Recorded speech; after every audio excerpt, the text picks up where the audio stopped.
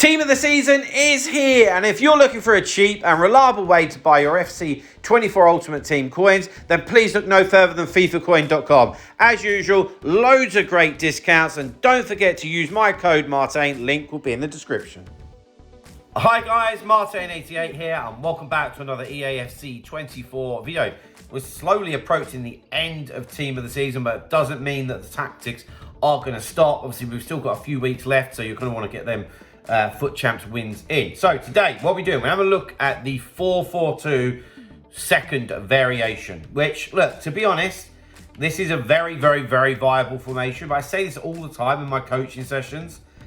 This is a formation that is very similar to a lot of others, you know, like 4-4-2, 4-2-2, even like 4-2-3-1. It's not that much difference, you know, so it's very viable. Just depends what slight difference that you prefer. Okay, so let me take you through this one and show you how it works. But yeah, it is very viable. So if you're pretty fixated on the amount of wins that you want to get and you want to be pretty secure, this could work for you. Okay, so defensive style, balanced. I've been using press after possession loss a bit more on more aggressive formations.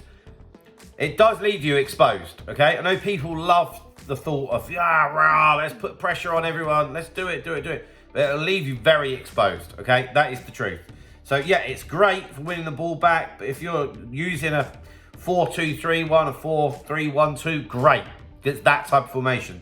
This isn't that type of formation, you know? So have it on balance, but use your own pressure techniques, yeah? So your own anticipation, your right stick switching, your second man press, that type of stuff. You are still able to put pressure on your opponent, but you have to do it yourself, guys. Defensive width, 40.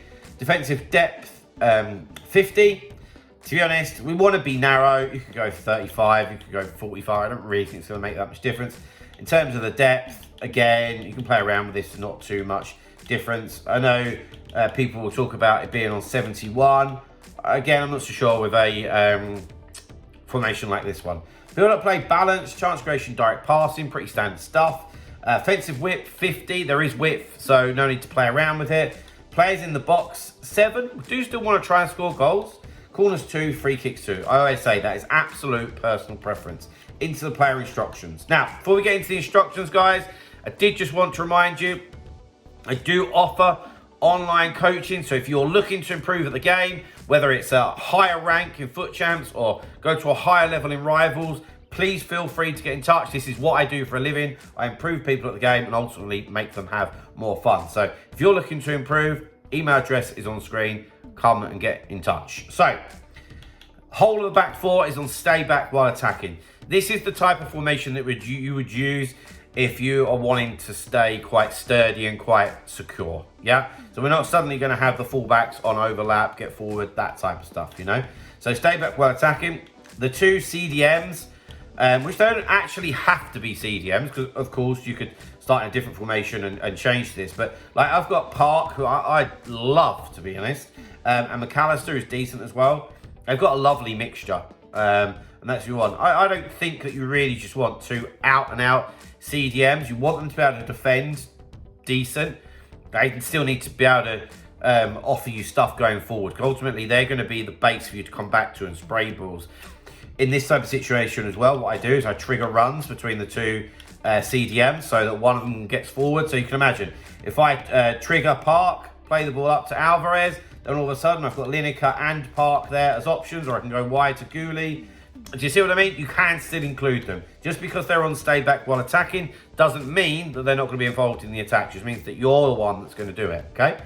Of course, cover centre, because we want them to be that protection for the back four.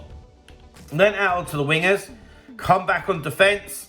Pretty standard stuff. But then when we attack, it's get into the box of crosses and get in behind. They're going to provide that width for us. They're going to give us that variation, yeah? Because we can't be predictable, guys. So if we can go down the wings, we'll open space up in the middle. And if we go through the middle, it'll open space up wide. You see what I'm saying?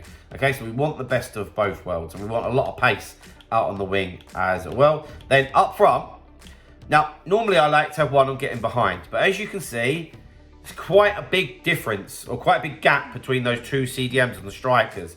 By having them on getting behind, that's just going to stretch it even further and not give you many options, to be honest. So I've got Alvarez here, who's the better of the two on the ball for me, on comeback on defence. So that means that when we do win it, he will be slightly closer to the midfield, yeah? So it would almost act a little bit like a 4-2-3-1 when you first win it, you know?